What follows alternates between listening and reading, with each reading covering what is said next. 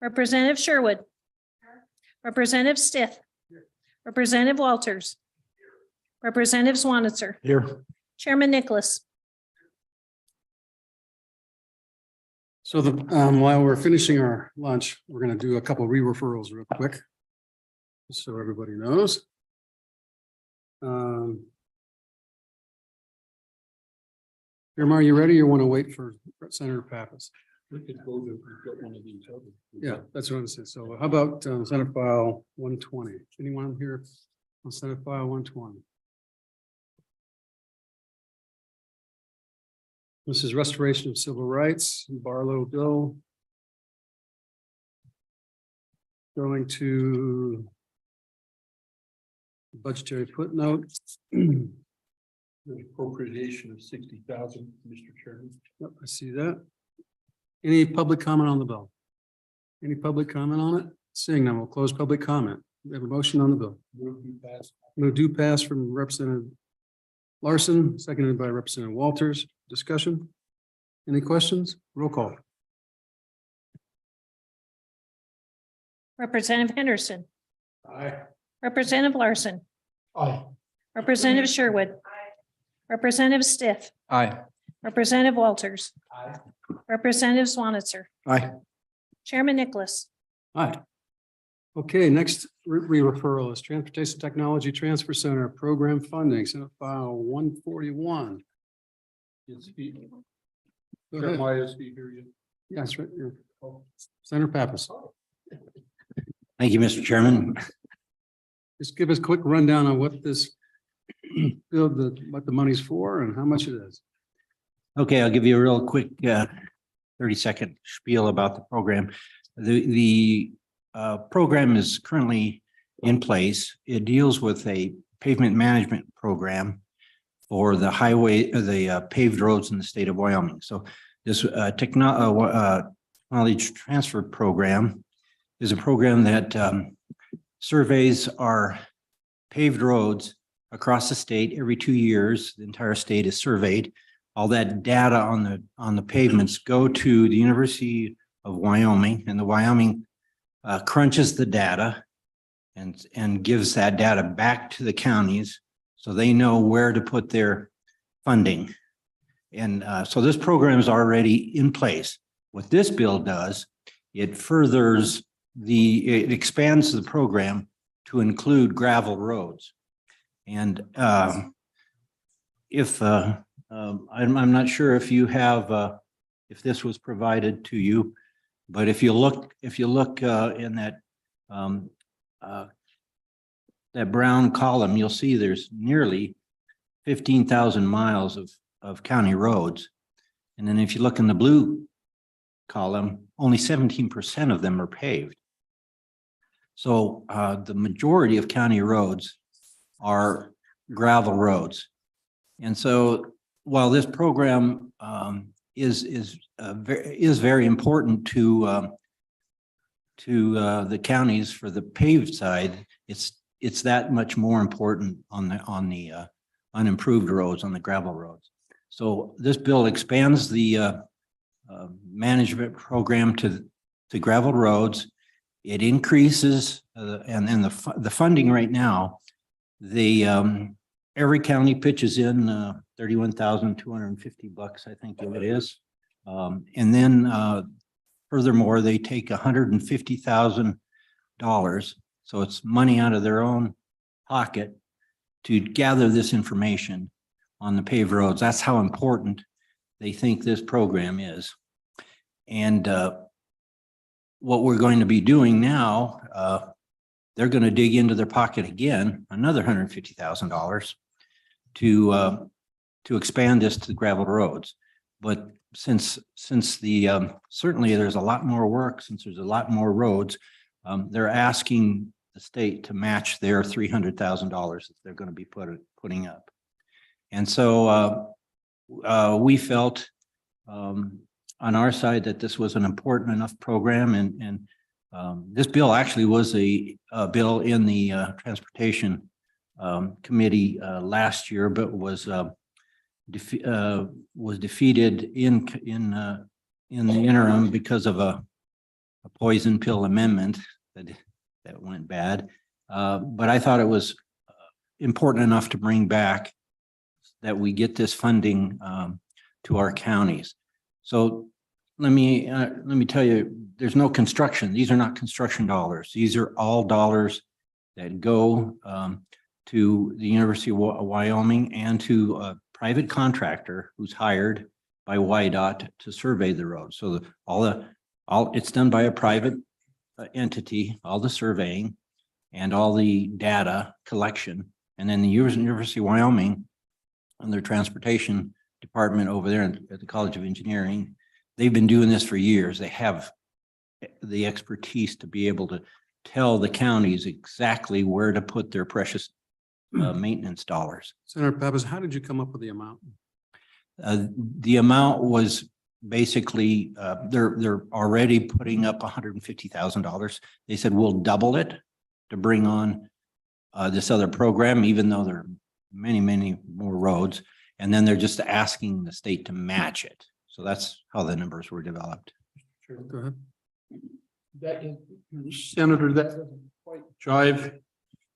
This is asking for a 300,000 annual general fund appropriation. Correct. You said they asked for 150. Okay, currently they're already paying 150,000 a year, Who is? the counties. Yes, but And this is, I can ask Mr. Reedman here to explain that, but they're putting 150,000. They're going to put another 150,000. So the counties are going to be putting 300,000 in, and they're asking for the state to match that. and so then my question follow up, Mr. Chairman, is why I'm struggling to understand why the state should do that.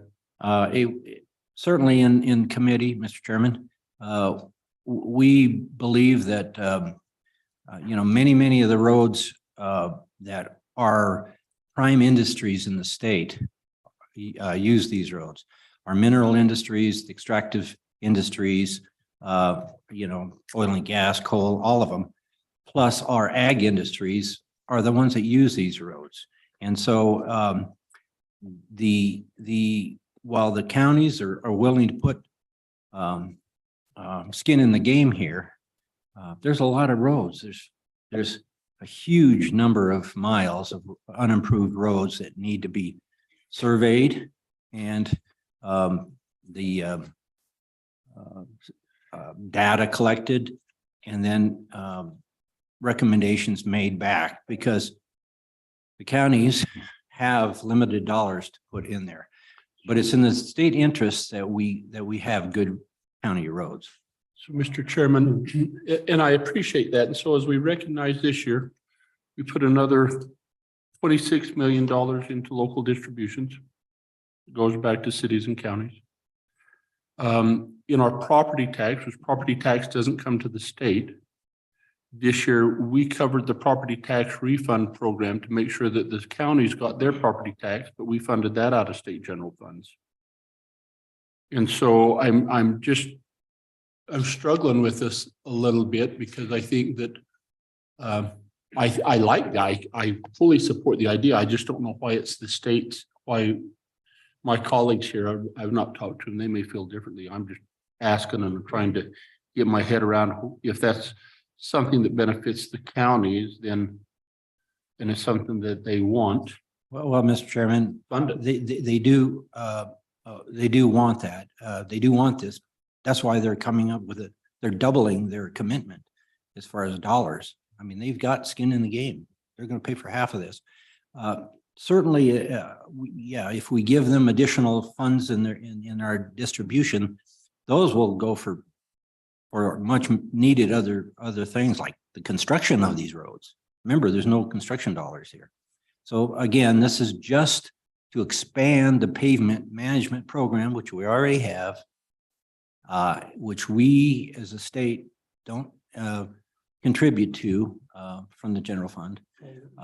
But now we will be asking that we do contribute it so that we can improve these roads that are two main industries in the state use. So Senator Kappas on, so going back, so you've got the paved roads and then the gravel roads. 150 for the paved, 150 for the gravel. Are we matching the current program? Are we matching their 150,000 on the paved roads? No, we are not. But in this bill, they're asking us to. In this bill, they're asking to match their portion for all roads. Well, so they're asking for an increase for the match on the paved roads, and then they're asking to match the. Mr. Chairman, I'm not so sure that it's really divided that way because there's other monies involved as well. I believe there's federal monies involved. There's some grants, I believe, that that the university gets as well for their transportation program. I don't know that this money covers everything either. So, but I'll turn it over, Mr. Chairman, if you wouldn't mind, so Mr. Rima could have share his thoughts with you. Okay, go ahead. Good afternoon, Mr. Chairman, members of the committee. I'm Jeremiah Riemann here on behalf of the Wyoming County Commissioners Association. Appreciate your consideration of this bill. I want to start out by thanking you for work that you did last session to allow for us to use some of our county road funding to purchase or lease motor graders, which was a big deal for a lot of counties to be able to work on county roads across the state. This is another request that we're asking you to take up. As the good senator has mentioned, there are a significant amount of county roads out there. In fact, over 50% of all roads in the state of Wyoming are owned or managed by counties. So greater than all of the rest of those combined, those entities with roads combined. As he's mentioned, 83% of all roads that the counties have are gravel roads. If you're Niobrara County, you certainly are happy to get that pavement management system, but as you can see on the data that I provided you, less than 3.3 miles of their roads are paved. So they don't get as much utility as they would from a gravel road management system.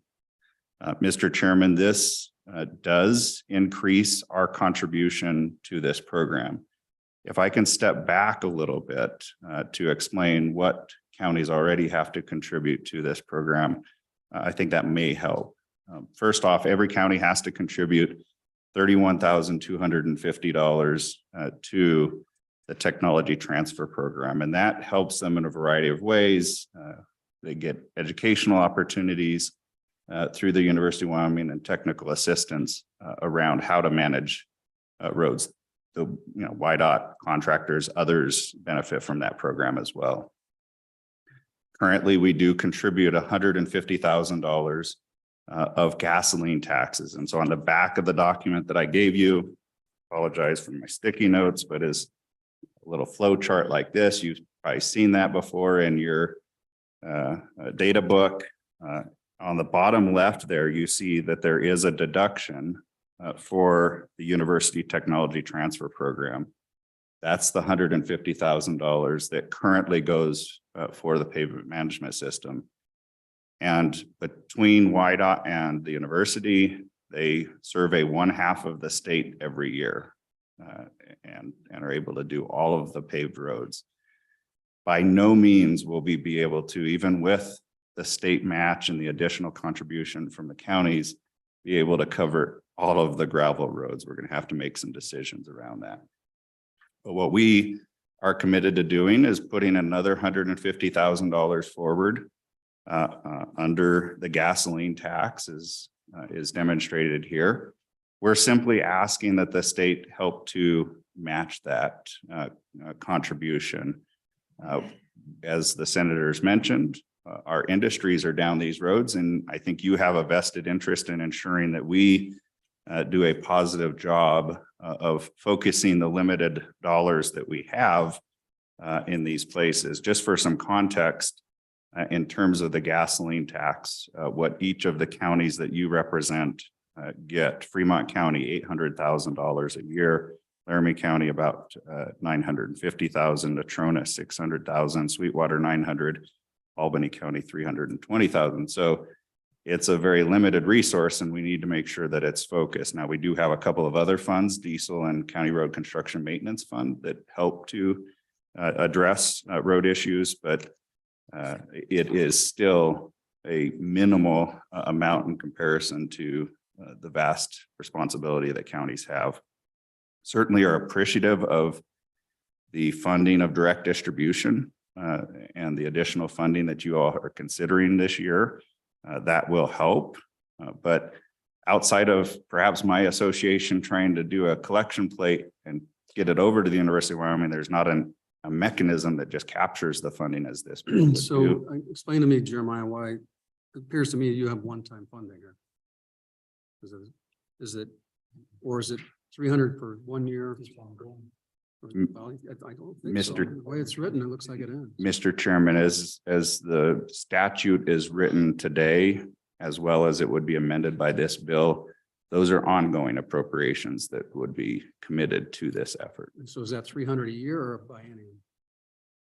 Mr. Chairman, I believe it's an annual contribution. So it's actually 600 a biennium. And then what I don't understand is why FY on the fiscal note, FYI 2025 has 0. Mr. Chairman, I'm not responsible for the fiscal notes, so I Mr. Chairman. Go ahead. Thank you, Mr. Chairman. So I just want to clarify, Mr. Ryman, you just said the counties would come up with 150,000. But yet the bill is requesting 300,000 from the state. That's not quite a match. You said the match, is the total program going to cost 300,000 at the university? Therefore, the counties are 150 and the state should be 150.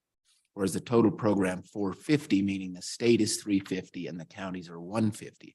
I think there's some disconnect in our numbers, and then that leads into the chairman's question of where 300,000 for fiscal year, from the first of the year, fiscal year in July 1 of 2023, and this funding not used would revert on June 30th of 2024. So we're talking about 300,000 for 1 year. But you just stated a minute ago that the counties were willing to come up with 150 for 1 year and implied that it was a 1-to-1 match. So I'm trying to understand 300, is it 1 year? Should it be 2 years? Should the 300 be cut in half because it's a biennial number and we want to do 300 a biennium? So let's get all these numbers back on track between you and the senator, please. Mr. Chairman, Representative Walters, the way that I read the language is that there would be the ongoing contribution of $150,000 from the counties that would go towards the pavement management system, as happens today. And that is not matched by the state. Under this legislation, the counties would contribute an additional $150,000, which would be dedicated all to the gravel road management program. This bill does have the state contribution at $300,000. And the way that I would read it is that $300,000 would be dedicated to the gravel road management program. So yes, the counties are putting up 300,000, but they're going in two different directions. The state would be putting up 300 and it would be going to one component of the system. I hope that helps. Follow-up question. Go ahead. And this is for you, Senator Pappas, Mr. Chairman. You then say that the Wyoming Department of, it's the intent of the legislature that the Wyoming Department of Transportation would include it in their budget. Currently, the WYDOT doesn't really have a general fund budget. We've, over the last several years, have worked hard to get them out of the general fund. So is your intent that this 300,000 would then come from WYDOT funds towards this project? Because the way it's stated, that's how I would interpret it. If this would be a one-time 300,000 from the general fund, and all future costs would be out of WYDOT dollars. I don't believe that's the intent of the legislation. As we developed it in committee, the intent was for the counties to put $300,000 in and the state to match that amount.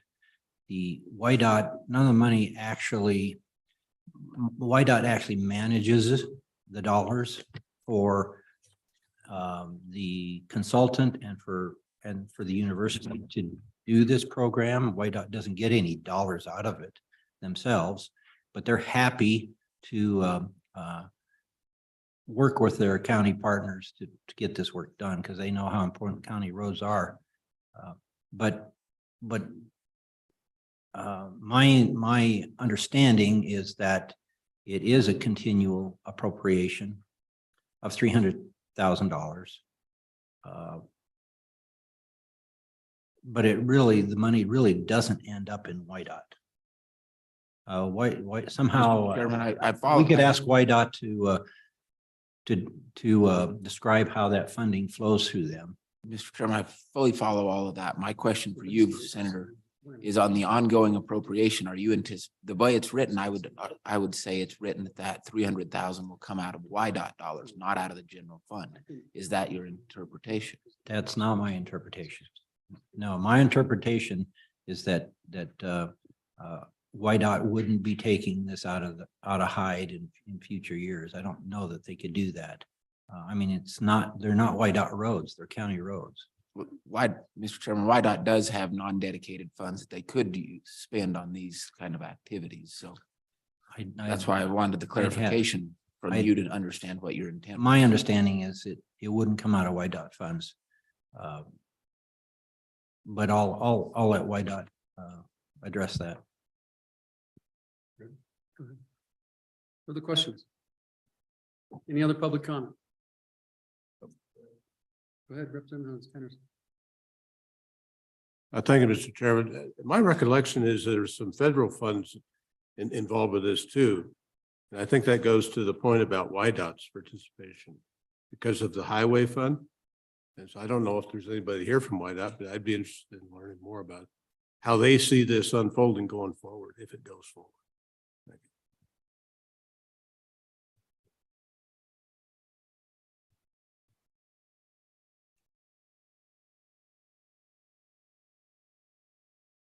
you. Okay, any other public comment? Seeing none, we'll close public comment. Any motion on the bill? Chair, move the bill. Moved by Representative Larson, seconded by Representative Henderson. Any amendments? Mr. Chairman, Please. Mr. Chairman, I would move that we change that appropriation from 300,000 for fiscal year 2024 to $150,000 and let the as we get ready to do our budget next year, have them come back with this biennial request. But this 150,000 would match the 150,000 for the counties to be used on the gravel roads. Second. Everyone understand the motion? Discussion? All those in favor say aye. Aye. Those opposed? That motion carries. Any other amendments? Question? Question being called. Roll call. As Rep- amended. Representative Henderson. Aye. Representative Larson. Aye. Representative Sherwood. Representative Stiff. Aye. Representative Walters. Aye. Representative Swanitzer. Aye. Chairman Nicholas. Aye. So, Senator Pappas, if you could, or if you would have on the floor, have something for us that explains exactly how UW spends it, how the money's spent, and what all the combining dollars are, so we can understand the need for the progression and constant, regular appropriation. Okay, sure will. Pardon? Yeah, I believe Representative Brown told me he was going to Okay. work it on the Okay, floor. next we'll go to the Senate. Thank you, committee. 51. Wyoming Prescription Drug Transparency Act. Anyone here to present this bill? Seeing none. Representative Walters. Tell us a little bit about this appropriation. Thank you, Mr. Chairman. As this is a re-referral, the appropriation is for $95,000 of Insurance Department of Insurance special revenue funds for one full-time FTE to administer this program. And then another $100,000 of special revenue for the purpose of implementing and administering this, this program and this act as well. So a total of $195,000. It is all special revenue. And then as you can see in the fiscal note, I would just note that there is an estimated decrease in of 2.5 million in 2024, 2.6, 2.7 in the out years due to the pharmaceutical manufacturers coupon program by removing mandatory specialty medication mail order services. And then there's probably also going to be an increase in expenditures from the EGI in the form of increased claims costs, but that is an undeterminable cost. That is something we really don't have a way to affect to be worried with. So it's really the 95,000 of special revenue for their position and the 100,000 to set it up and get the program rolling. Any public comment on the appropriation? Welcome.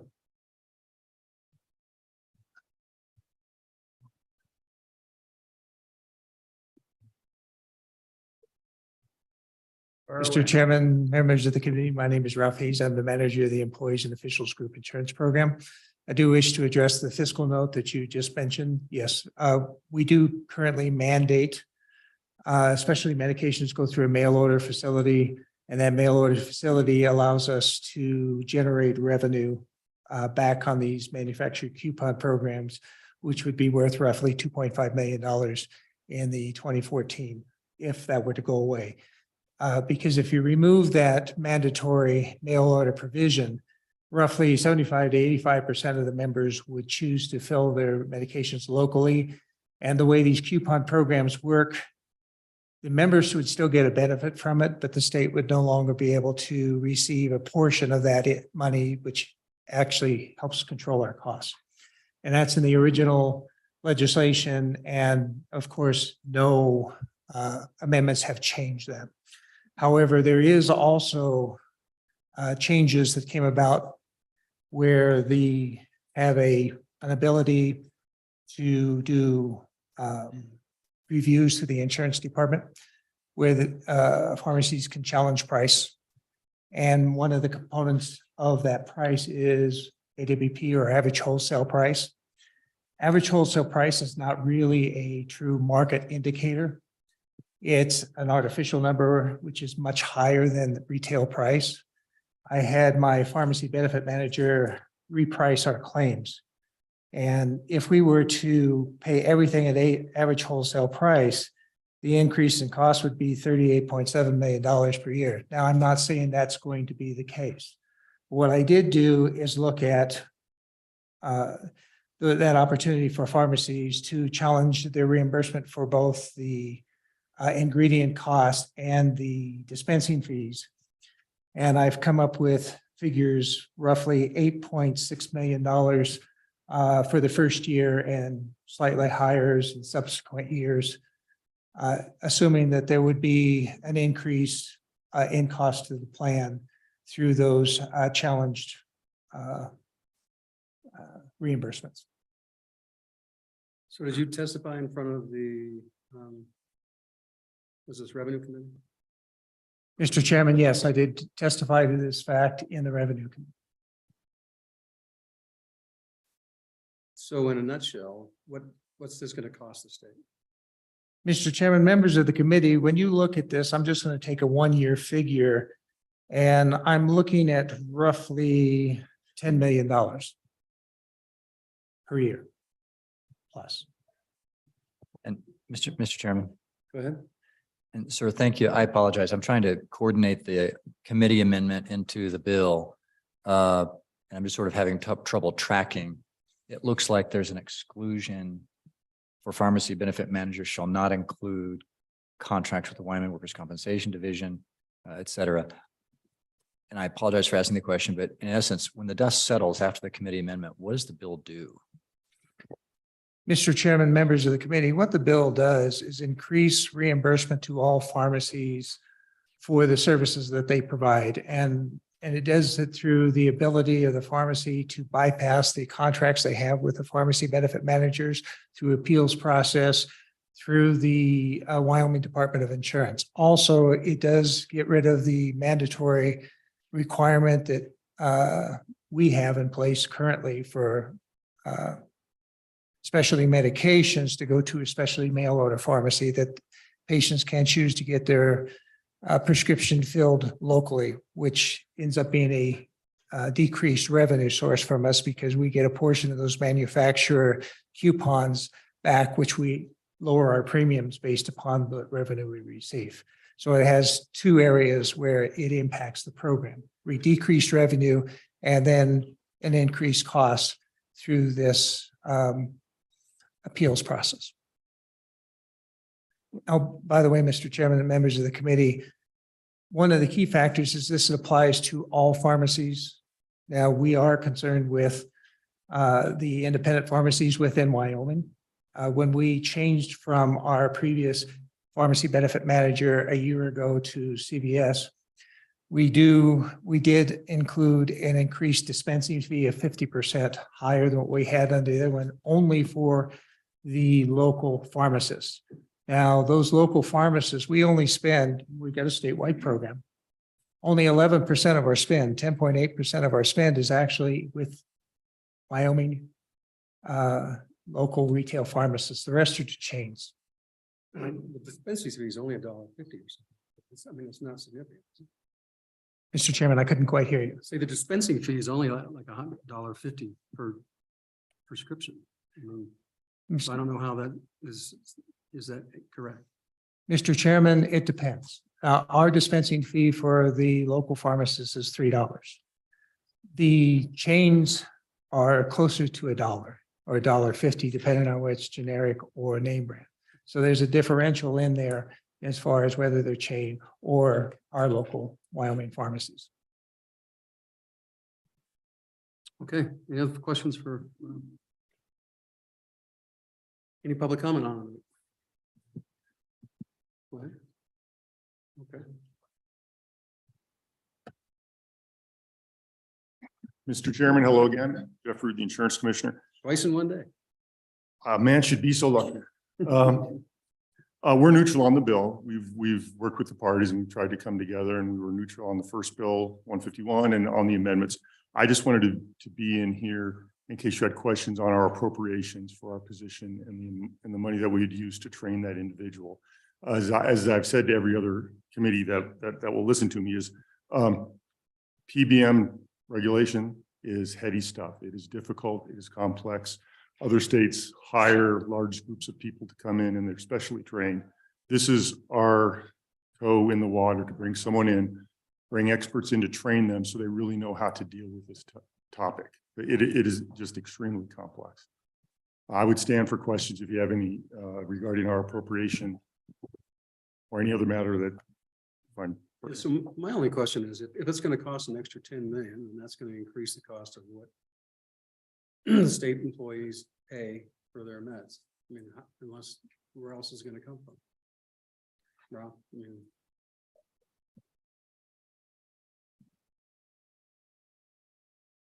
Mr. Chairman, members of the committee, whenever we have an increase in cost, the premiums are based upon our anticipated claims, both on a fixed basis and a variable cost basis, which is the claims portion of it.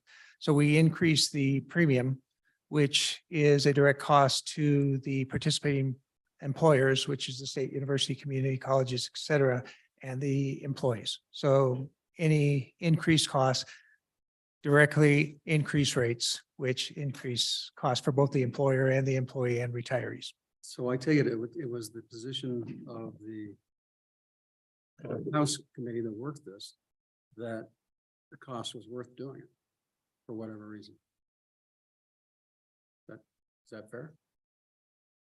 Mr. Chairman, what I heard in the Revenue Committee on the House side was there is some room to work within the bill that they think they can come to some common ground. One of the big ones was what the basis, what the comparison points are, like the AWP, that average wholesale price, and that ability to use that as one of the price comparators is the reason why our estimate is so high, because we know how much that potentially could increase the cost of the program. There was discussion within that group on maybe it shouldn't be all of these, but what would be the right one? But with the time constraints that they had, they basically felt that they would need to discuss that on the floor. Therefore, with that AWP still in there, the majority of my fiscal impacts remains in place. Okay, I see. Okay, any other public comment? Question, Mr. Chairman? Go ahead. Thank you, Mr. Rude. 95,000 for the position, and then you said it's really a weighty type of subject matter. Will you even be able to recruit somebody at that pay scale? And then at the 100,000, will that be eligible for consultants to help do that training? It just is real generic language that says set up the program essentially. So just a little more input on that. Mr. Chairman, Representative Walters, these are difficult positions to fill. I talked to the other states that have large staff. They look for retired pharmacists, for example, to bring in. They're difficult positions to fill. I'm looking for someone that I can train maybe right out of law school and bring someone in and give them a niche. Now, am I going to be able to fill it? I'm going to try. This is like I said, this is the beginning of our regulatory oversight of a more aggressive nature here where with one person in the office, we would take the 100,000 and use that for vendors. We've already put out our RFPs, and we actually have contractors out there that we selected should we need them, because when we were working on the bill last year, a larger bill, we knew we were going to need this expertise, and I've talked with them, and there's companies out there that do that. Just so you know the whole range of what states are dealing with. Tennessee just passed a PBM bill, bigger than this, more aggressive than this. $24 million fiscal impact, 23 positions for PBM division of regulation. My office is 26 with everybody. And so you can see the more we look and the more this will cost down the road. I'm just telling you that now. So. Mr. Chairman, one last question following that up. Would it be more cost effective for us to not give you the FTE and give you more money to just hire consultants to do this work that are existing experts in the field and not try to do it in-house?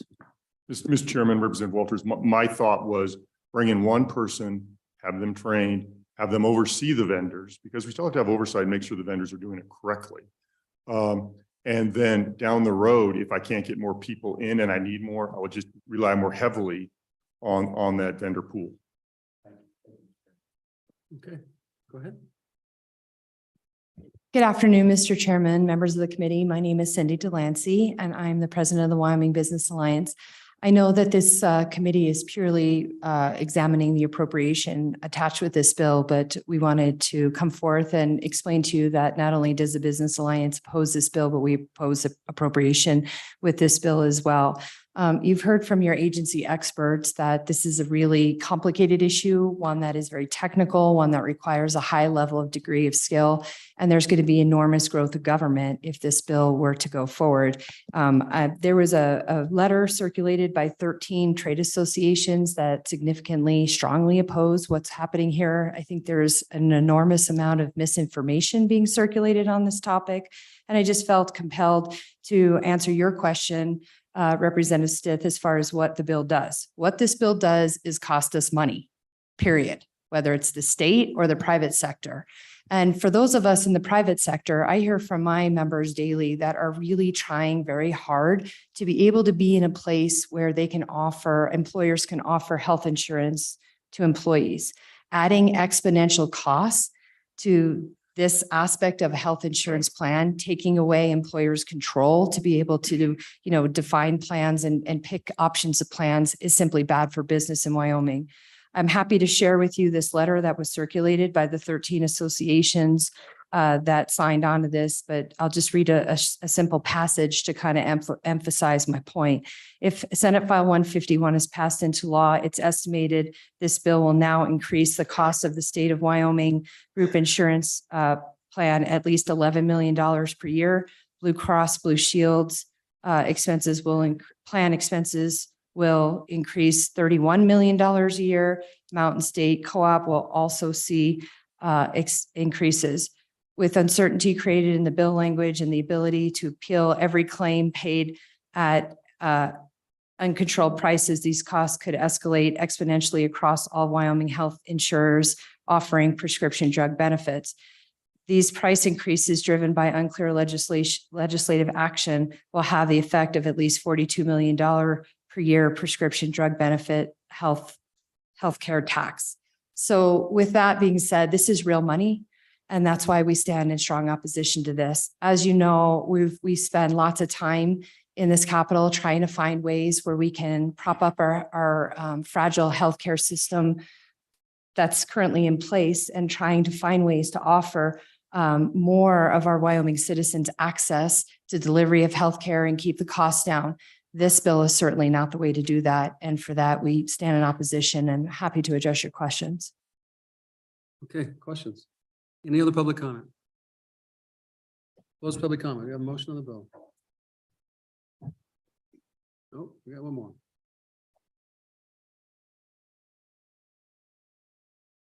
If anyone else wants to have public comment, come on up and sit down. So we speed this up. Go ahead. Mr. Chairman, Mike Mosier, Cigna. I wasn't planning on testifying, but just to kind of illustrate why this is kind of a moving target and why there's so much uncertainty. There's been 3 different attempts, runs at this issue over the last 2 years. One of them, Senate File 36 last year, House Bill 191, which didn't make committee this year, and this one, Senate File 151. I have not seen a PBM transparency bill, oddly enough, since 2008. I was a little surprised on this approach. They all died. In fact, the one in 2008 passed committee until employers started realizing it was going to cost them a whole bunch of money. We heard in testimony yesterday from a local government source that the cost of insurance for their employees were estimated to go up as much as over $100 per month. This is a cost driver. Now, the amendments you mentioned does improve the bill. However, I don't really know how much it improves it, and it probably could use a little more improving. We all support our rural pharmacies, but on the other hand, we also don't want to make health insurance even harder to afford for our businesses and for individuals. I think you received a coalition sheet, including Ms. Delancey's group of business coalitions that opposed this bill. To give you a quick background on how we got here as well, there was a working group tasked by the Joint Corporations Committee to deal with this issue. We did reach a draft bill. The draft bill was submitted by the House Corporation Chairman to the LSO, and then the pharmacies withdrew from their agreement on the bill about 2 weeks afterwards. I've been on dozens and dozens of working groups through the decades, from workers' comp to juvenile justice to alcohol to gaming to PBMs, all the PBM groups. And we came to resolution in 15 and 2019. This was not the year. And so that's kind of why we're here and why we're seeing different handfuls of spaghetti being thrown at the wall, because there are 3 bills with 3 different approaches. And so with there was a Senate amendment that dramatically, at least according to people I've talked to, increases the cost of the bill from its original. However, I think the House Revenue Committee amendments do at least partially fix that. But at this point, what employers are saying is a healthcare mandate that increases the cost of healthcare, increases the size of state government, and increases government spending, which is why we and others are opposed. And I hope that helps some committee, and I'll be glad to stand for questions. Okay, any other public comment? Close public. Okay, come on. Mr. Chairman, members of the committee, my name is Heather Rode and I represent Blue Cross Blue Shield of Wyoming. Just wanted to additionally add that we also had 67 of our business partners sign a letter of opposition to this bill. Granted, there were amendments placed in the Revenue Committee yesterday, but we still have concerns that are still in place. So thank you. Thank you. Appreciate it. Now we know. Me again. I just happened to look online and saw that this bill was up in your committee. So, Mr. Chairman, I wasn't really prepared to speak, but I'm glad I saw it and was able to run up here. This is a bill that I've got to tell you, I've worked with our pharmacists, some insurance companies, NCSL, and consultants and other legislators in other states for over 80 hours on this legislation. It was brought to me by the pharmacists to work on. Yes, they did get together with the subcommittee this summer, and they weren't happy with what came out of it. So justifiably, they said, well, let's work on legislation of our own. And the legislation or the draft that they presented during the Revenue Committee, they could have easily have asked someone to please bring this bill forward, but no one, to my knowledge, did that. So I brought to you Senate File 151 and passed out of the Senate nicely. We came up before the Appropriations Committee. And one of the things we did is we, in the engrossed version, we remedied that fiscal note that was on the bill with one sentence saying that we would exempt out specialty drugs. Most pharmacies don't carry specialty drugs. So it's like, hey, let them mail it out if that's what they want, if that's going to bring the most benefit to the state and remove that fiscal note. So we did that. We also got with the insurance commissioner, and I don't know if he's testified already or not, but it was him that gave us the idea that this should come out of special revenue and not the general fund, because that's how he does business. So by putting the general fund back, it again brought this bill to you where it wouldn't have had to come to you if we had left things alone. What happened in that committee, I'm sure some of you have heard, is a substitute bill was brought during the Revenue Committee without my knowledge. We had a 3-day weekend. No one talked to me about it. And I mentioned it to the chairman that, you know, I don't think this is right to bring a substitute bill at the last moment to a bill without the prime sponsor's knowledge. During the working of the bill, they scratched out this. I want to scratch out that. I don't think I like the way that is. I believe this should come out. This should come out. And it's like, this is what you got now. And it'll cost us if we don't go back to the engrossed version, which is what we hope we can do. So with that, Mr. Chair, I don't know what questions I can ask. The bringer of those amendments did get with the pharmacist and is working with them because he didn't have the knowledge base to do what he actually did. He's working with them to hopefully bring back some of the amendments that the Senate placed on, and hopefully we won't have any need for an appropriation on this bill. With that, I'll do my best on questions if you have any. Okay. Thank you, Questions? Mr. Chair. Thank you. Okay. Close public comment. Motion on the bill. Move to pass. Any amendments? Seeing none, roll call. Representative Henderson. Representative Larson. Representative Sherwood. Representative Stith. No. Representative Walters. Representative Swanitzer. No. Chairman Nicholas. Okay. With that, that's the end of our re-referrals. Senate File 144. So what I want to do is for like 10 minutes, open it up for any final comments because we closed down early and I apologize for that. We're running out of time. That's, yeah, and I also say if there are folks online, I want to limit to the folks online to 2 minutes. And just please don't repeat what has already been said because that doesn't really do us any good to educate us towards moving forward. But let's go to any online folks. And Jackie, if you'd kind of give us a 2-minute warning as we're moving along. Okay, so first up we have Ben Decker. Mr. Chairman, Welcome, Ben. members of the committee, Mr. Chairman, my name is Ben Decker. I live in Gillette. I have a bachelor's degree in psychology. I support this bill. This is not about birth defects like intersex or hermaphrodite. The children may be mentally ill but are otherwise healthy. Doctors are prescribing Lupron, the same drug used to chemically castrate sex offenders. They're removing healthy body parts. The result is definitely irreversible. Is denying coverage for so-called treatments that lead to worse health outcomes really considered discrimination? Transitioning children is highly profitable for crooked, dishonest healthcare organizations. It makes people reliant on increased medical care for life to deal with unnecessary harmful complications and side effects. Children can't comprehend, let alone consent to significant lifelong consequences.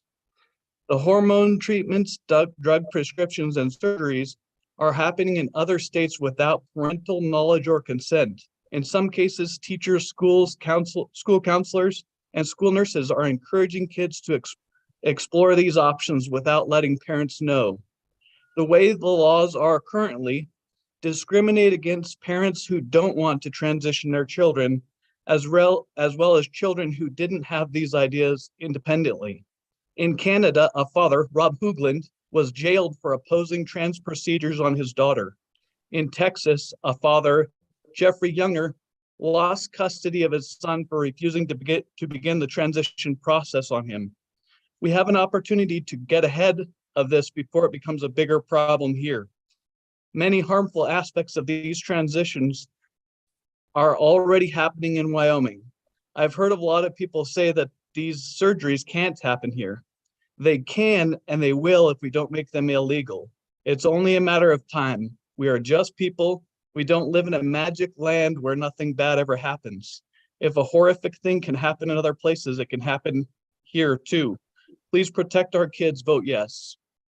All right, thank you for your comments. Jackie, who's next? Yes, then we have a Dr. Jennifer James. Dr. James, please proceed. Hi, thank you. I'm Dr. Jennifer James. I'm an advanced practice clinical nurse specialist. I have 35 years of experience in healthcare.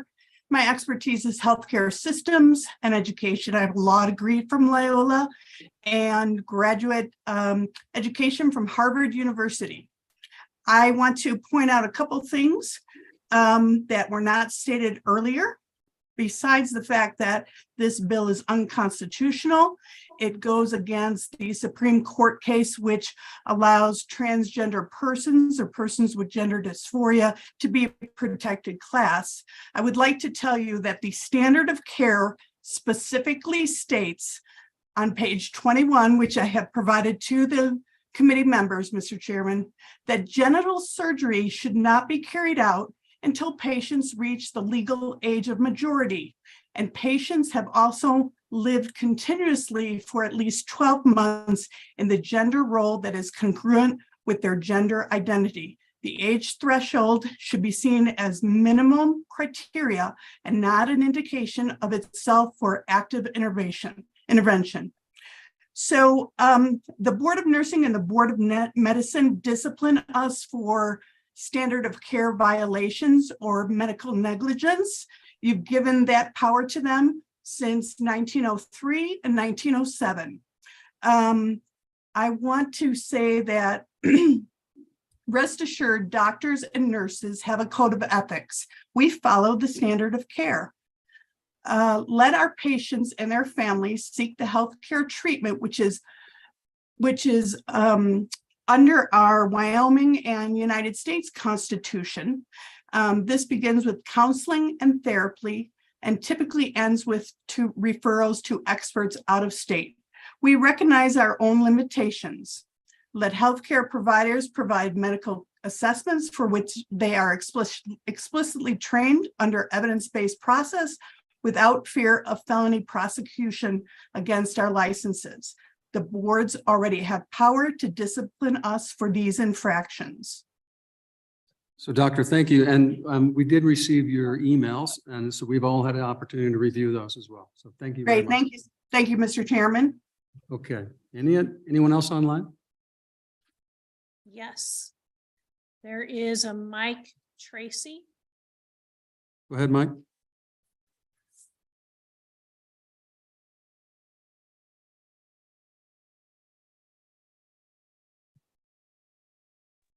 Hi, can you hear me now? Yes, please proceed. Okay. Yeah, thank you.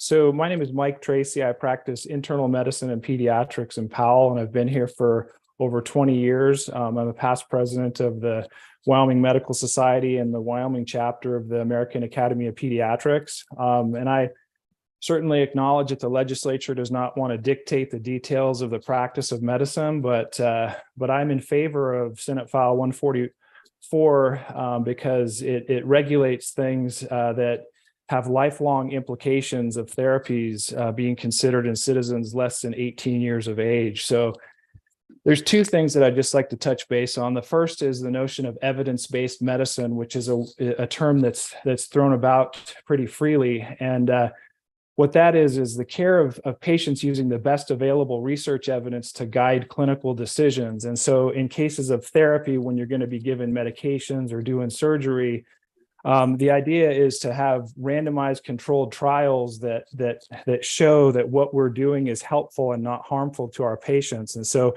there's a hierarchy of evidence in evidence-based medicine, and the randomized controlled trials at the top. We can start with a hypothesis and measure effects, and we can calculate things like the number needed to treat and the number needed to harm. And at the bottom of the pyramid is expert opinion without randomized controlled trials. That's the weakest, least scientific form of evidence. Experts may assume that the answer to a question is so obvious that studies are not needed. And so expert opinion also is subject to certain biases and groupthink and other pressures, including money and politics. With regard to the specific gender-affirming hormone therapy mentioned in this bill, with the puberty blocker Leuprolide, that is to treat a condition called precocious puberty in children. It's also used to treat prostate cancer in men.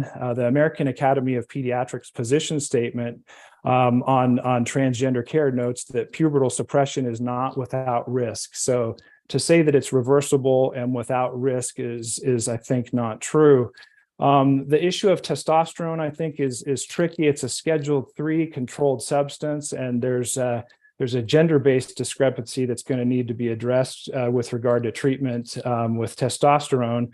And then with regard to giving estrogen, there's a Cochrane Library review from 2 years ago, and the Cochrane Collaborative is an international collaborative that really is arguably the pinnacle of evidence-based medicine. And what they cited on this topic is that the lack of studies show a gap between current clinical practice and clinical research. So they found insufficient evidence to determine efficacy or safety. So this leads me to just a brief discussion of something called medical reversal. There are instances where doctors and healthcare professionals do things sometimes for decades that are later shown to be of no benefit or even harmful once they've been studied. And there has been a medical reversal of sorts with gender-affirming hormone and surgical therapy in Sweden and other countries. So for much of the last decade, Sweden has been viewed as the leader in transgender care. And in May of 2021, it was announced that gender-affirming hormones and surgery aren't going to be part of transgender youth care except in a research setting approved by Sweden's Medical Ethics Review Board. And this doesn't mean that Swedish healthcare no longer cares for transgender youth. It just means that the risk of harm is being recognized, and the topic is being addressed through controlled studies, which are really lacking in the evidence base today. So I hope that these comments have been somewhat helpful, and I really appreciate you allowing me to make them today. You bet. Thank you for your testimony. Okay, anybody else online?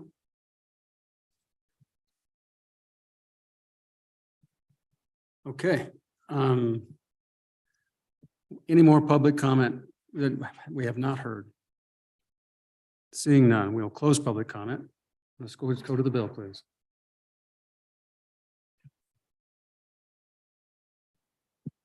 Move the bill by Representative Larson, second by Representative Walters. Mr. Chairman. Go ahead. Mr. Chairman, I have a fairly lengthy amendment, if I can, and I'll explain it then, see if anybody wants to second it. My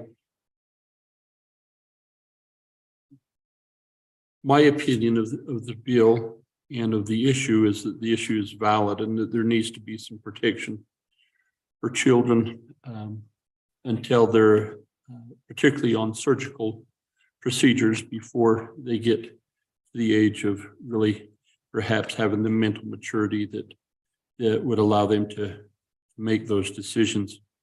As I look at this bill, I think that my intent will be to keep, will prohibit surgeries and prohibit the use of drugs that do permanent damage. I think the biggest challenge I have is on the medical side. And I really appreciated the testimony from our House member who's a nurse practitioner here this morning. And I think she brought out some very valid points that, and the good doctor from Powell did as well, that drugs have risks. And I think we heard this morning that all drugs have risks. And that's why we really trust our physicians and our healthcare providers to ensuring that the appropriate drug and the right dosage is prescribed in the appropriate way. But when done so, thank heavens for drugs and what they've done. So to accomplish my where I would like to be, I think that we run into problems we heard repeatedly with requiring insurance to not cover these costs. As we see that, I think that we have in place in here, it includes part of the medical profession that doesn't need to be part of the surgical team. So that's kind of a broad overview. And in committee, if you've got your bill, I'd start there on page 1, right at the introduction of the bill, and on line 4, I would delete the words transitioning and then down on line 6, I would remove or healthcare providers. On line 7, delete prohibiting insurance coverage for children. On page 8, gender transitioning and reassignment procedures. So then that sentence is going to say prohibiting physicians from performing procedures for children related to gender transition and gender reassignment, providing an exception, providing that gender reassignment procedures are grounds for suspension or revocation of a physician's license, providing definitions, specifying applicability, requiring rulemaking, and providing effective date. Then if you go on page 2, what I would do on page 2 is I would delete lines 2 through 16. That removes the health insurance component of this bill. On page 21, or excuse me, still on page 2, on line 21, I'm removing where it says gender transitioning and reassignment. Transitioning, I think, is different than reassignment. I would remove transitioning. Reassignment, I think, is applicable to surgical procedures. On page 3, I keep in the age of the child. I delete lines 6 through 10. That's the definition of healthcare providers outside of a physician. So that included PAs, nurse practitioners, and pharmacists. We renumber on line 12, we renumber to Roman II. At the bottom of page 3, line 22, I delete or healthcare providers. So this section B is the precursor for placing limitations, so now it will read no physician shall. And we keep the language in there that says no physician shall perform these surgeries that are listed on 1, 2, 3, 4, and 6. On line 9, this is where we start getting into the medical portion.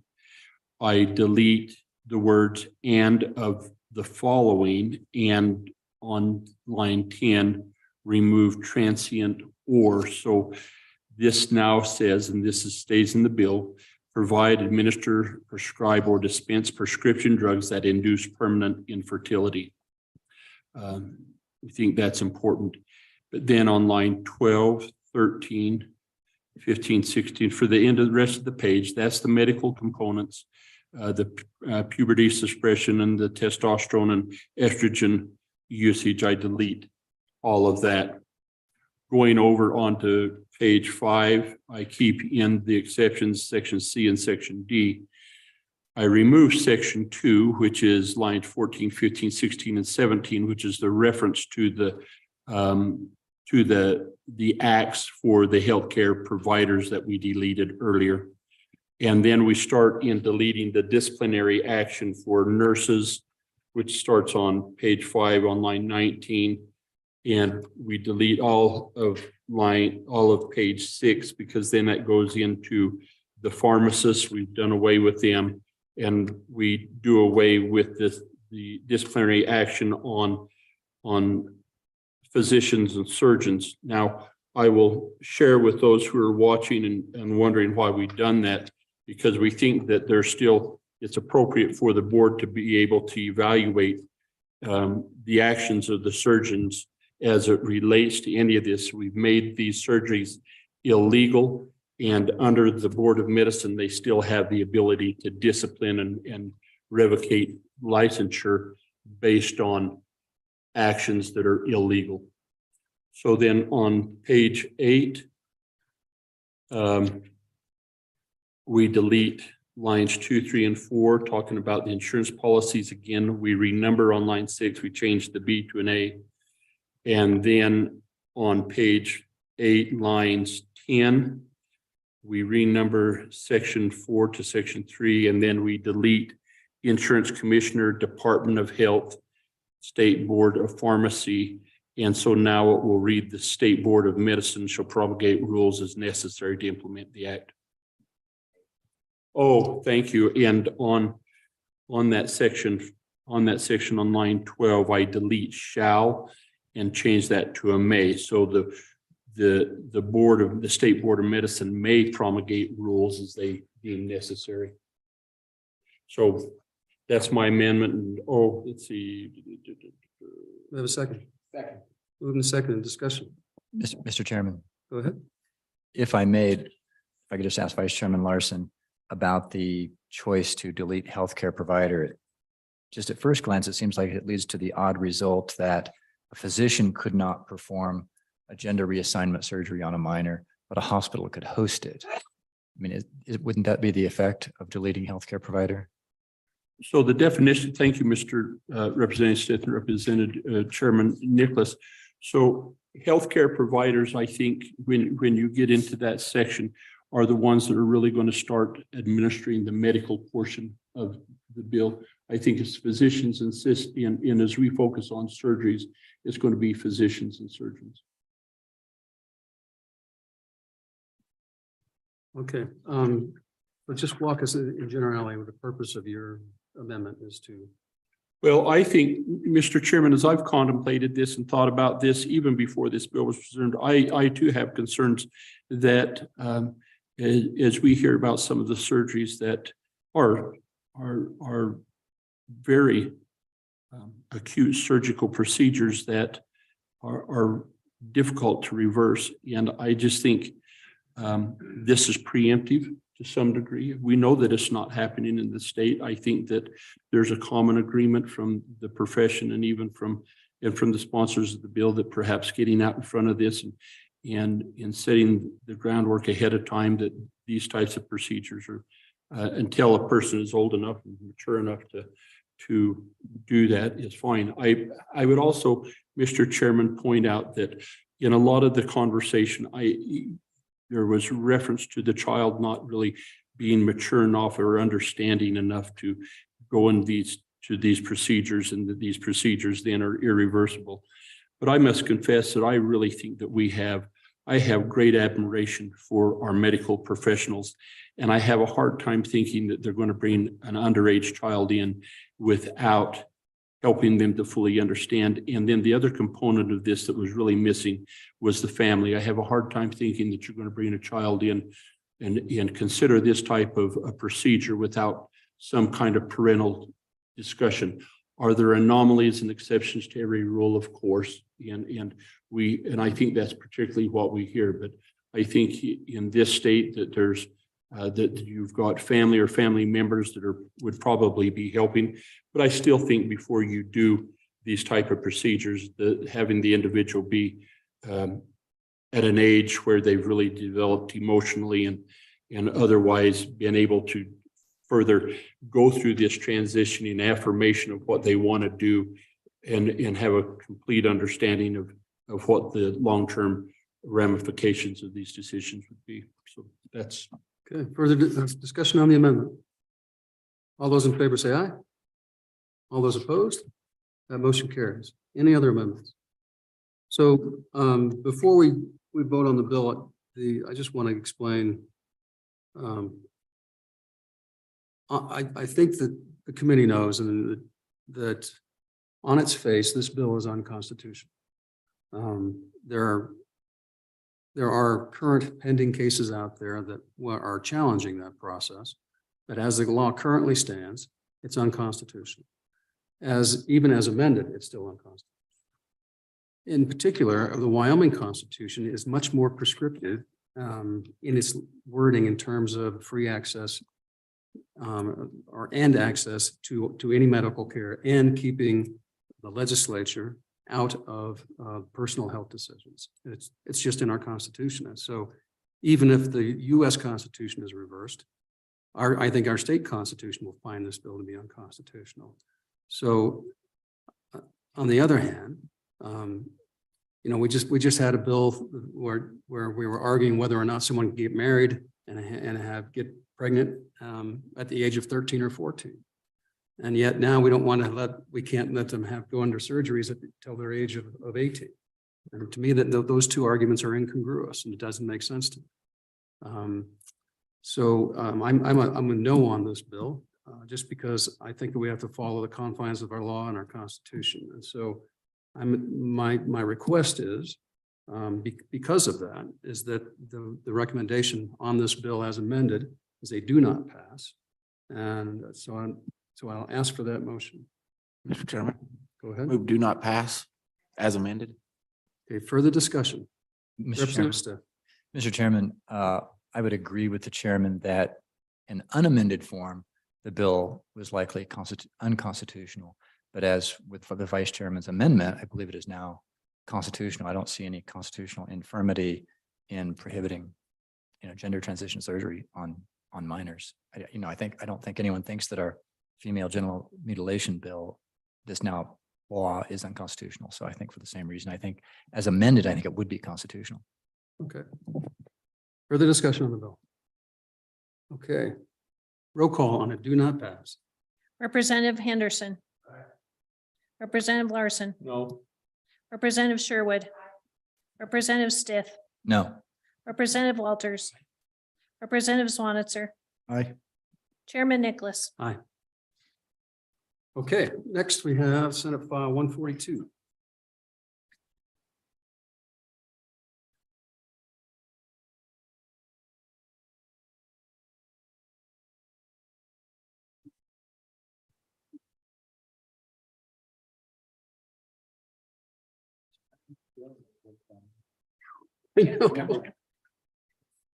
Now we've been very overreviewed. Now what topic on the horizon are we discussing? Oh, that's so fun.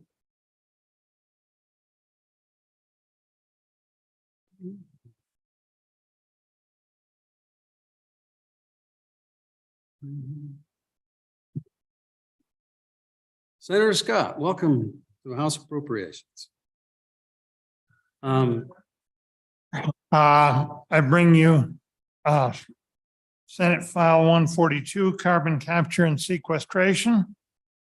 Want to explain very briefly what it does and why it's important, and then talk to a couple of amendments.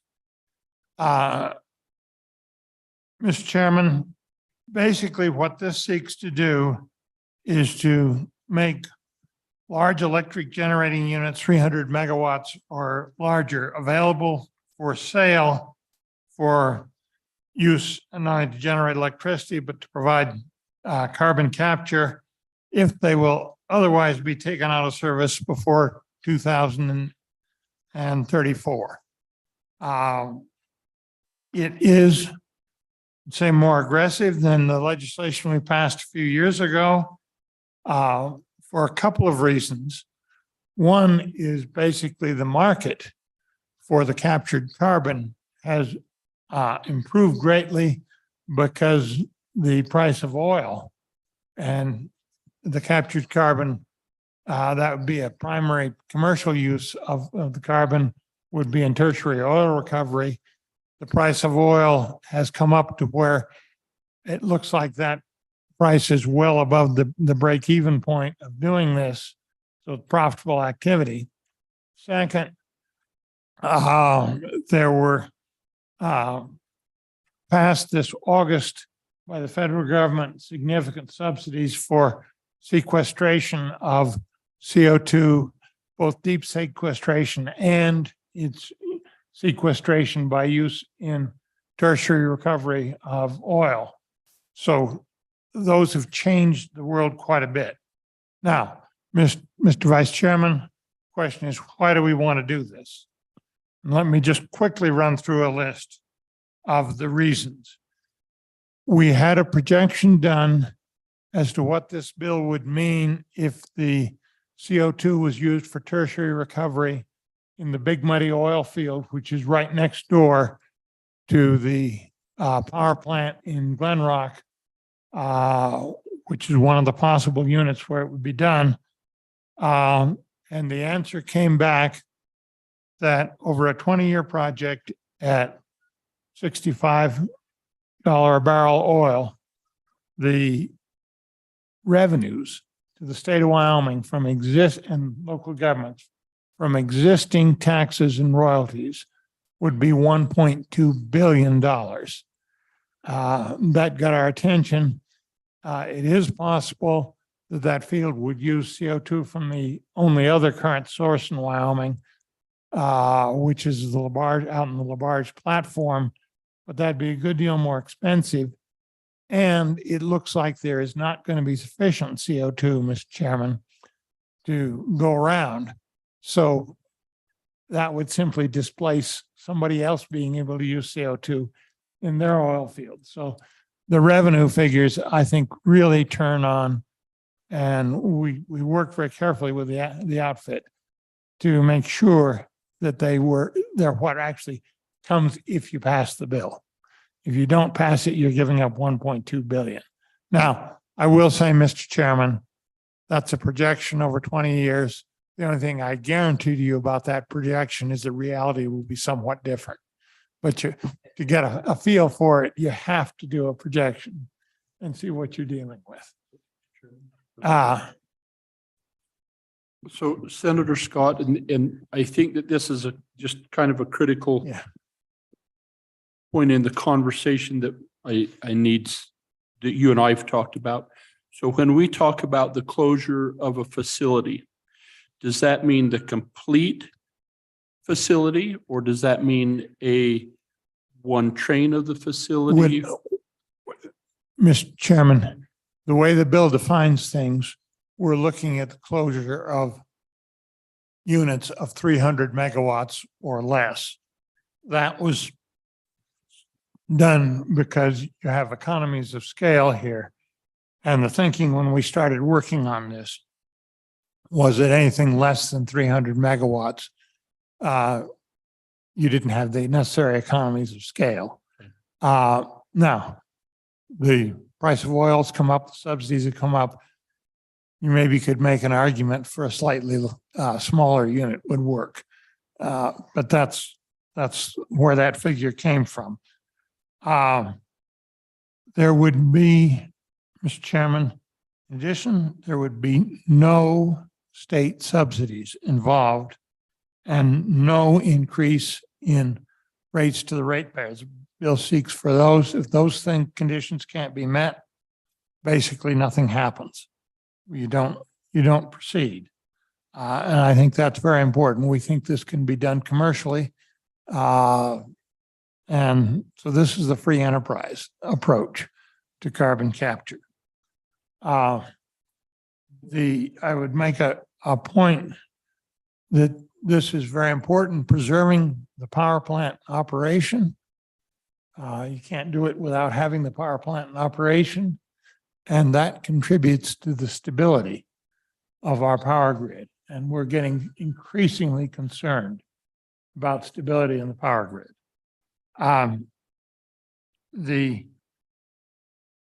In addition, for those of us who are representing Campbell, Natrona, or Converse counties, this bill has considerable local impact. It preserves coal mining jobs, preserves jobs at the power plant, and would create new jobs at whatever oil field they use the CO2 at. So it has a fair impact on the center part of the state in terms of employment, as well as the general impact on the state's economy. Mr. Chairman, that's a very quick summary of the reasons for the bill. Want to speak now? There's a couple of minutes for you. One of them is just a series of technical corrections. Anything this big and complicated, you got to look for those, and sure enough, we found some.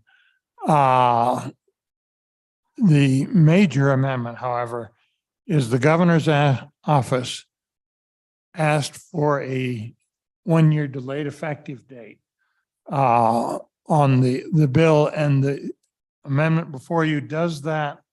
What it does is it leaves as immediately effective definitions, a clause of guidance to the state agencies, a provision that enables the Public Service Commission in the interval to deal with it if somebody wants to convert a coal-fired plant that would be covered to natural gas. They need to look at that on which way to go. Is it most in the public interest, Mr. Chairman?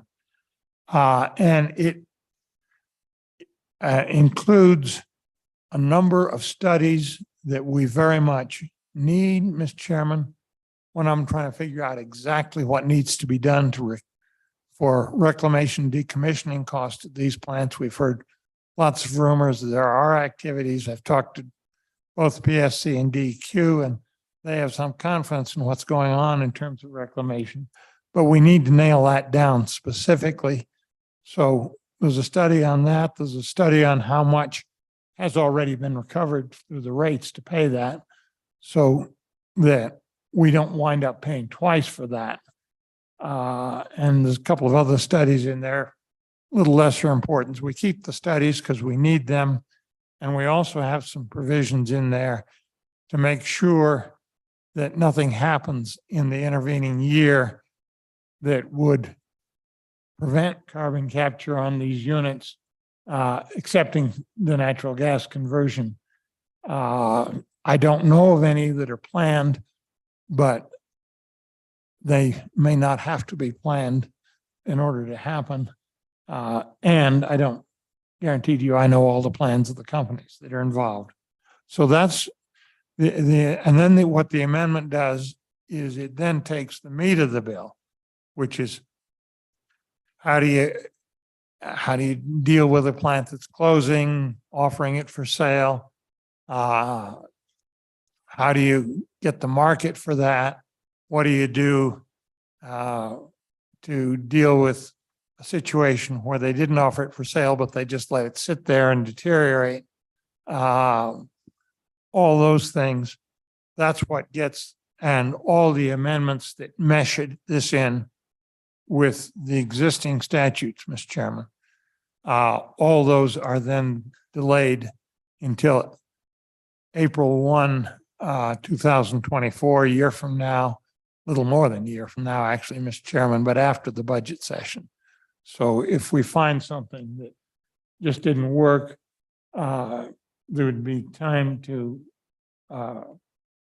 change that. And frankly, Mr. Chairman, my hope is that with that passed and going to go into effect, that we tried to work over the interim, Mr. Chairman, with the power company. We met with them twice. They were quite polite and cordial, but the policy was just say no. We didn't get anywhere with them.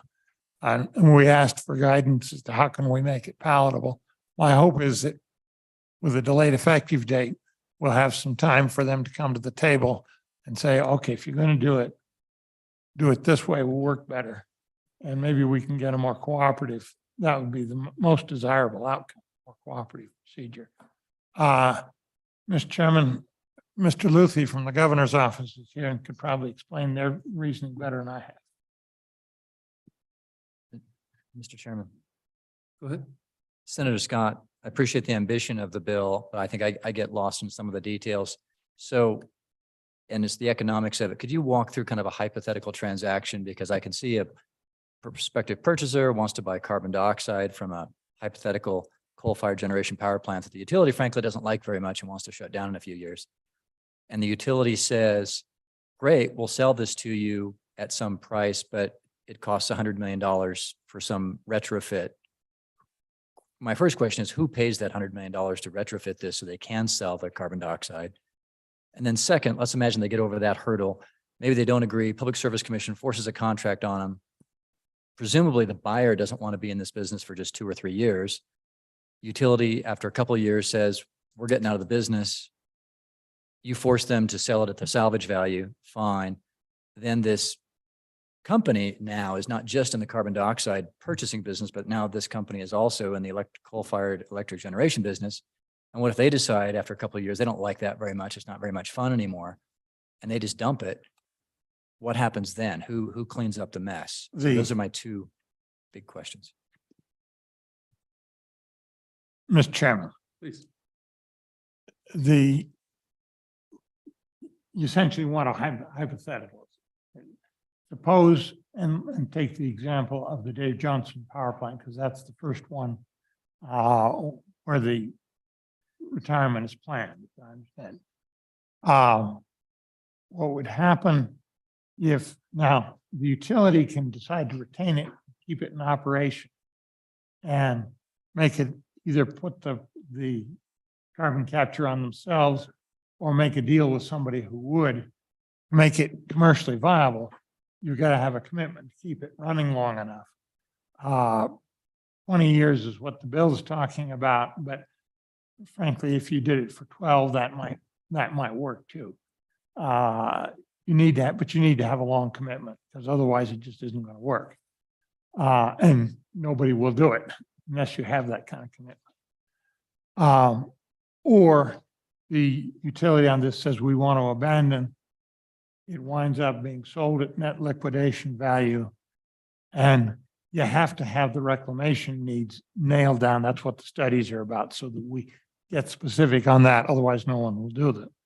So you have a new owner there. If the new owner of the power plant is going to do the carbon capture themselves, they make that investment and then they go out and market it. And it looks like the market is very robust right now, because you have not only the need for CO2 for tertiary oil recovery, but you have the possibility of deep sequestration, and they could well do some of both. And we did our projections, Mr. Chairman, based on assuming that the Big Muddy Field, which is right next door, would be where the CO2 would go, but it doesn't have to be. There's nothing in the bill that pushes it toward using it for for enhanced oil recovery. But there are a number of other oil fields in that same area. So the price there would depend on the commercial deal that was negotiated. And frankly, it looks like there's plenty of profit to go around, and you'll have a commercial deal that is beneficial to both parties, because that's the normal course of business.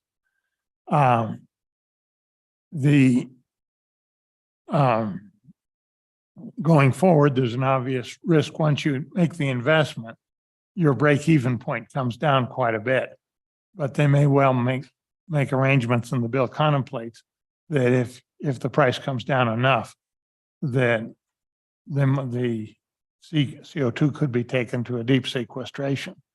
So that's a possibility. And frankly, Mr. Chairman, that makes it more marketable when you talk to the venture capitalists. If 1 second, sir. Go ahead. I'm sorry to interrupt. Chairman, thank you.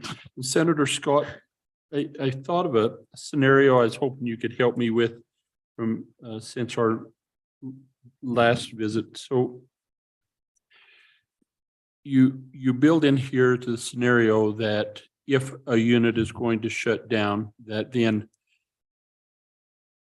there's an option there that the utility who currently owns the asset could install carbon capture and sell it to the customer. The installation of the carbon capture unit would not, if I recall the conversation, the cost of that would not be able to be passed on to the ratepayers, but would be captured through the sale of CO2 to the end use customer for sequestration and enhanced oil recovery. So then you come over there to page 24 and it talks about the requirements of a carbon capture customer on page 24. And then on Roman 2, it kind of gives this opt out that if, if the price of oil drops or no penalty shall be imposed if the average daily spot of oil price of oil goes down. So if the scenario come that enhanced oil recovery, the purchase of the CO2 is not doesn't work, and whoever those carbon capture customers on just say, we don't need your CO2 anymore, here's an early buyout of our contract. Who then is going to pay for the cost? How do they capture that investment of that carbon capture unit? Mr. Chairman, there's two factors. One, something goes wrong with that field, there's other customers out there. You sell the CO2 to them, you put it deep sequestration, but the making sure that the investor, if the investor and the oil field are not the same people, and they may or may not be, but if they're assuming they're not, they would have to put in their contract some penalties that would recover the costs. And I would think they would be irrational not to do that. You're going to, you've got, that's an issue to be covered by commercial contract between those parties. The penalty is there because we give preference to people in the purchasing price. They get an ability to match. So we're giving a preference to people who will use it for enhanced oil recovery because that's in the state's interest. And so the penalty is to make the state more whole. So then a follow-up question, Mr. Chairman and Senator Scott, then is if the customer who's using the CO2 for sequestration, it appears to me that it's a double benefit to them in the fact that they, of course, get enhanced oil recovery, which is where you make the claim that we get more revenue. But then you're also relying on a subsidy, a federal subsidy that's currently in place. We don't know for how long, but for sequestration of CO2 that they could capitalize, so they could generate revenue, reduce their operating costs for doing that. My question is if they went to a different source of CO2, say the one that comes from Sublette County and goes up through that area and is owned by, I believe, Exxon. But if they purchase that CO2 and sequester it and sequester it permanently or use it in enhanced oil recovery, are they still then eligible for those federal subsidies? Mr. Chairman, I'm not an expert on the federal law, but I think the answer is yes.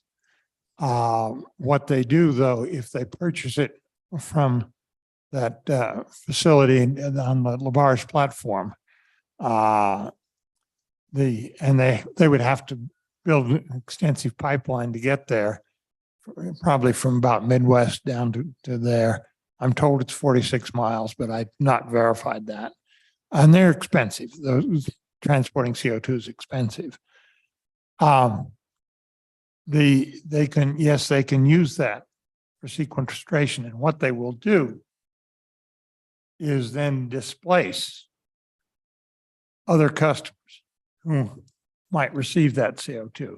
I think the owners of the Big Muddy Field are in a financial position to do that right now, where others might not be. So that is a scenario. If we don't pass the bill, I think that may very well happen. And the state will be out the like amount of revenue that would be earned by whoever would have been the customer otherwise.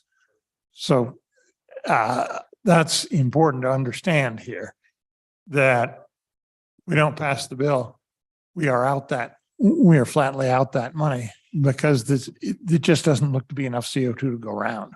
Does it not, Mr. Chairman, does it not seem strange that this commodity has value, that you would purchase it, but then you charge them a subsidy to get a subsidy to dispose of it because it's a waste product?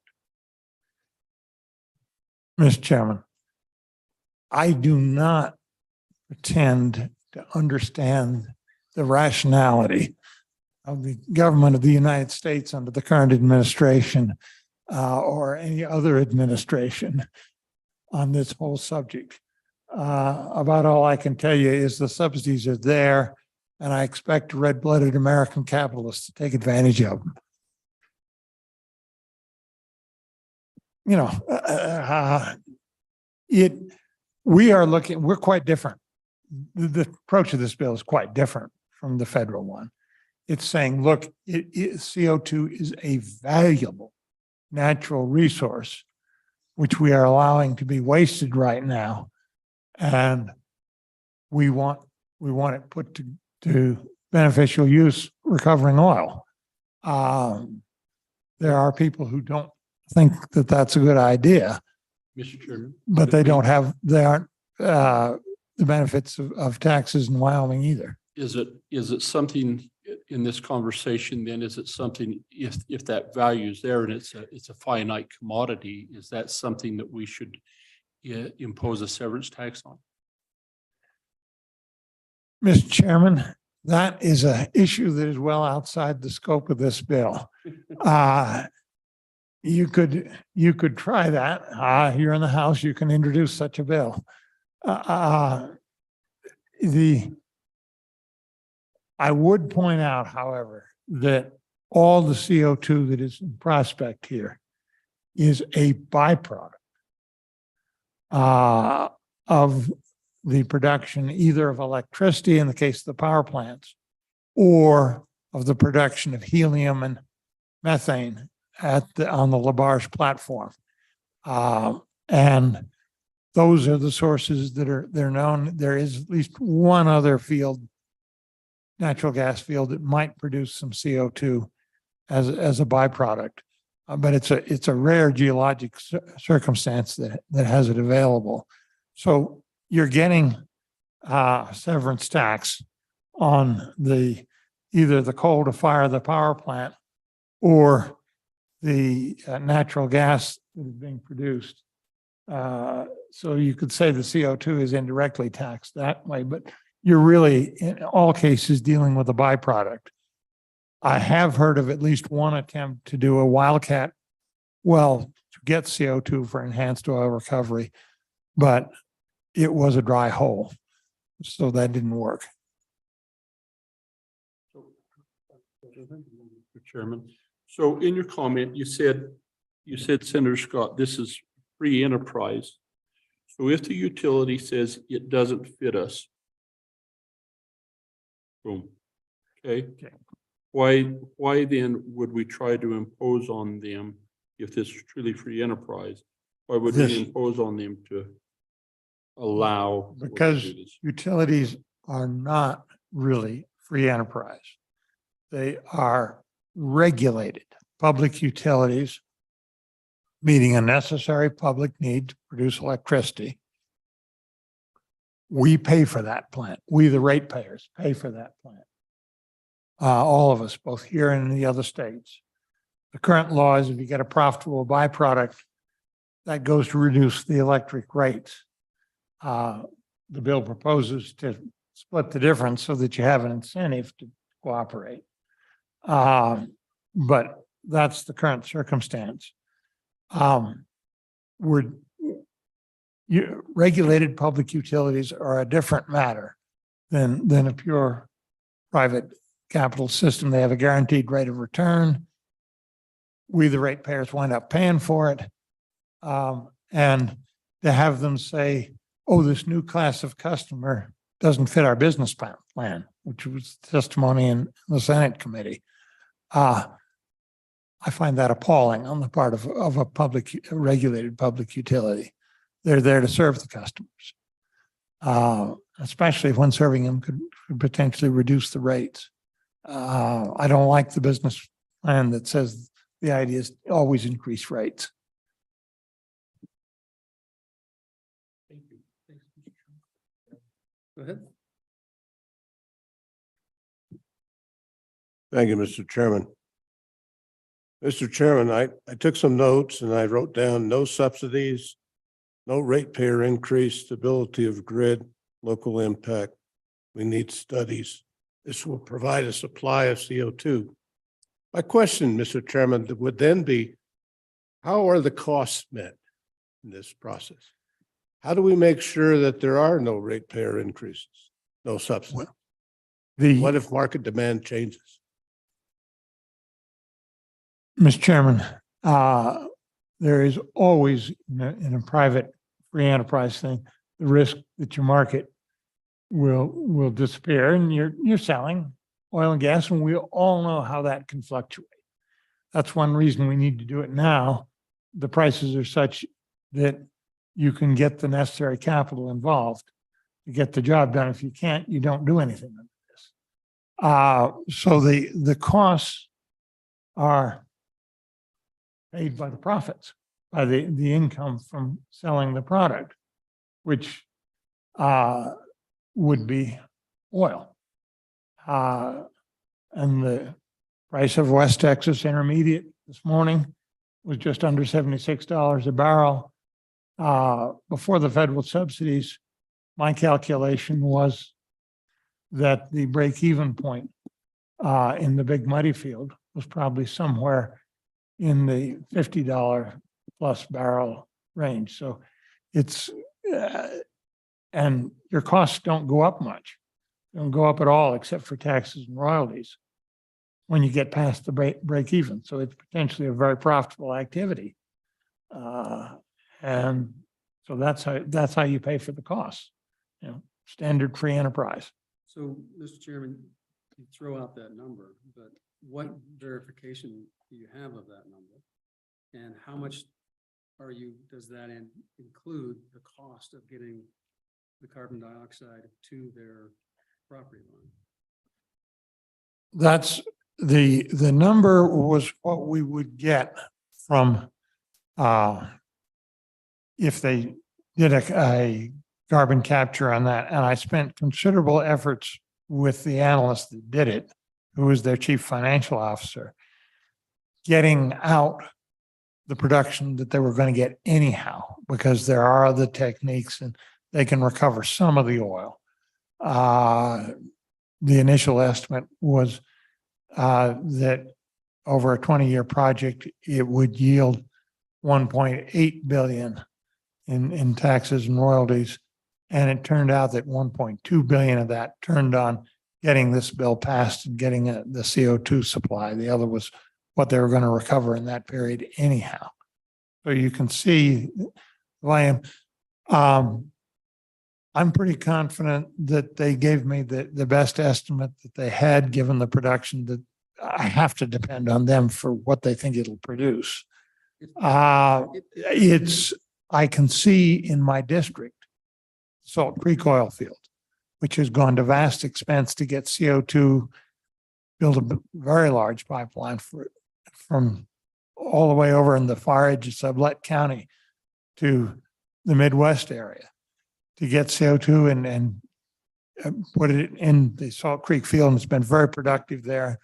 This, I'm told geologically, is a very similar field. So I think that the production aspect is quite credible. It's well known. And then I rejected an earlier projection, $100 barrel, because didn't believe it. So my question though is, that's the analysis that you did. What demonstrative and evidence do you have to present to us to show us that that is in fact the case? So are we supposed to make a decision based on what you tell us and what you have calculated? That doesn't make sense to me. Mr. Chairman, the best I can do is to say it's profitable elsewhere. I can see that. We can all see that. We're getting tax revenue out of it. Let's back up on that, because the CCUS is not profitable in any other location for the purposes of taking it from a coal power plant, because it didn't work in San Juan, it didn't work in Petra Nova. There's one facility up in Canada that's specially tailored for it, and it's a real question on whether that's profitable or not too. I'm aware that there was Petra Nova was a technical success and a commercial failure, but it was a failure at $40 oil. This would be a failure at $40 oil, I believe. Now, the federal subsidies may have changed that. But, you know, I don't know any other way to do it other than come to you for a great big appropriation to do our own independent study. And I can just see how this committee would react to a big appropriation for that purpose. I don't, as I said to you, the only thing I guarantee about the projection is that reality will be different. And I do see successful use of CO2 in recovery. I do know that the technology for recovering from power plant was tested at our integrated test center, and it works. It was tested at Petra Nova, and it works on scale. But the economics have to work too. And the structure on this bill is if we pass this bill and the economics don't work, nothing happens. We're out. The cost of printing the bill. And some years of controlling how and where the property will be sold and how. Yeah, and you have to allow them to recover constitutionally. When they retire the thing, they get what they would get otherwise, for sure. Otherwise, your bill doesn't pass constitutional muster. So it's 2:05. We're going to have to go back into session. Yeah. So as soon as we're out, we'll come back and we'll continue this, and then we'll give Charlie. We'll let you wrap up, and then we'll have Rocky Mountain kind of walk through their scenario. Discussions on the bill. I'll go hear from the governor's office. Governor's office, chat, and anyone else who would be happy to walk Okay. through this. So I'll be happy. Sorry, we have to leave, but we've got voting responsibility. Yep. And send a message down to the Senate when you do come out. So I'll know to come up. We'll run you down one way or the other. Okay.